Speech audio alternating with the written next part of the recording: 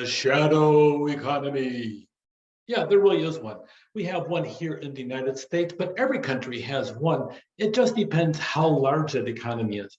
When the shadow economy becomes bigger than the actual formal economy, you got some pretty serious problems, even when it comes close to that. Here in our country, we have a huge shadow economy where people sit down there and they'll do barter trade. But more than that, a lot of people, they work for cash only. Some people they're paying 28% federal taxes, and then on top of that, you pay a super high tax rate. If you live in California, you pay some local city taxes. By the time you're all done, your tax rate, you may be paying anywhere from 30 to 40% of your income just on taxes. But if it's cash only, $100 is no longer $60 because after taxes, $100 is $100. You get to spend 40% more than the average person. If you sit down there and work in the secret world of the shadow economy, then you sit down and make a lot of money. Just don't get caught in the process you go through. It's called an underground economy because of the fact it's part of the national's income, but because of underreporting, you don't tell anybody. It's not measured by official statistics. Once in a while, the IRS catches somebody doing it, but for the most part, cash-only businesses, they can sit down there, as long as they don't sit down there and abuse it and put a spotlight, here I am making money illegally, here I am, here I am. A lot of people do it nonstop. They sit down there and they get these different aspects of, I'm making a lot of money by washing cars, doing gardening, or whatever else will include the process. Then also you're making cash money that is unreported as you go through. This undeclared production of legal or illegal goods and services, a lot of times they go hand in hand in this kind of economy as you go through, and cash for services, but it all is not reported to the government as you go through. As you go through here, you'll see how the world sits down. We have a relatively smaller shadow economy, or at least that's what people are reporting. But wait, they don't really report it. So this is nothing but a guess as to how big it is because it's unreported. That's why it's a shadow economy. But you look over here, you can look at Bulgaria, a big chunk of the overall economy is shadow economy, a lot of bribes going on, a lot of cash exchanges. There's a lot of illegal and legal goods as you go through being sold over here. Hey, I got a pack of cigarettes over here. I'll sell it to you for $200. But for you, since I know you, it's only 100. Yeah, that actually happens. It may not be inside of a trench coat as you go through, and it may not be a cigarette. It could be some simple service as you go through. Hey, I got some donuts. These are American donuts. Look at this over here. It's fabulous, and it's only 1 week old. For you, since I know you, a deal, only $10, US, of course.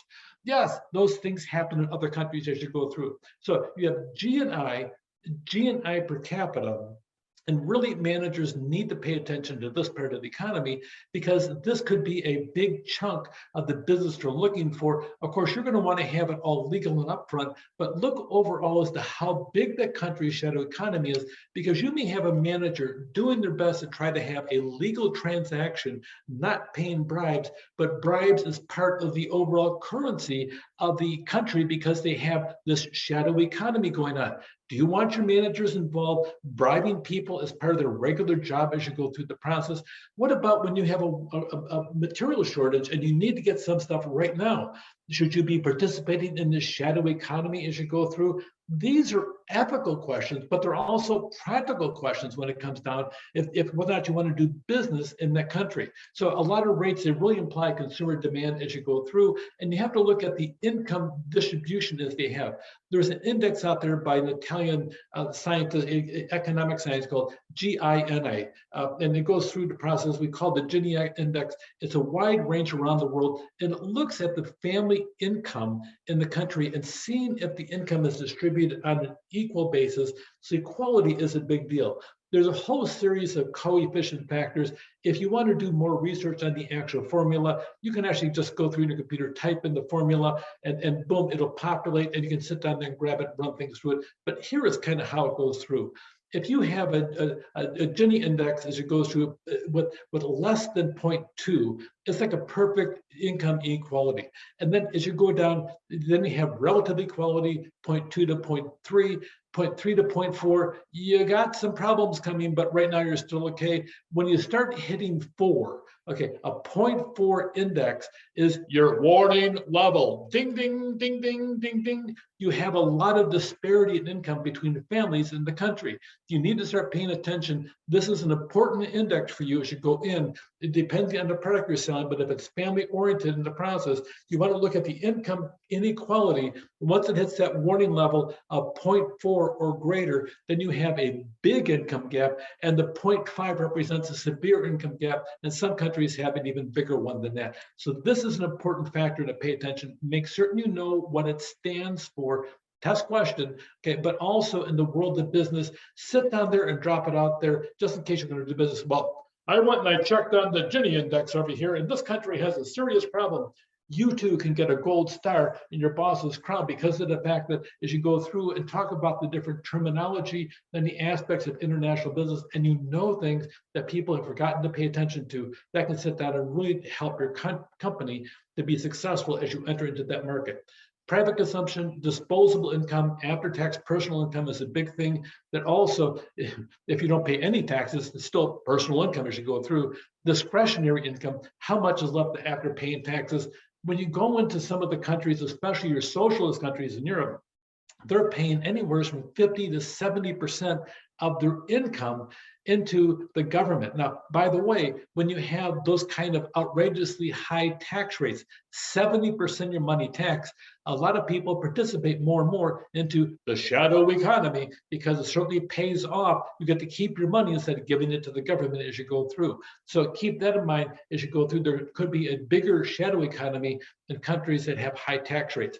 And also, you want to look at the personal consumption of goods and the ownership and the consumption of key materials. A lot of unit labor costs really is based upon how much you're paying for individual hours, individual wages as you go through.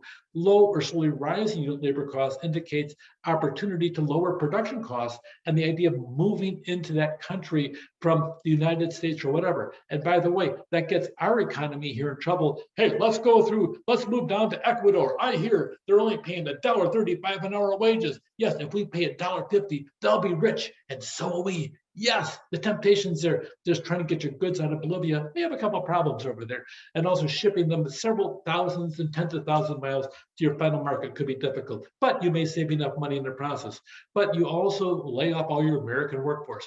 It's a balancing activity as you go through. So labor cost based on compensation, productivity, and exchange rates is just because you're going to pay $1.50 an hour doesn't mean they're highly productive, and there's almost no technology in comparison to the US as you go through. Then you may have problems of currency exchange rates. You may have problems with political stability.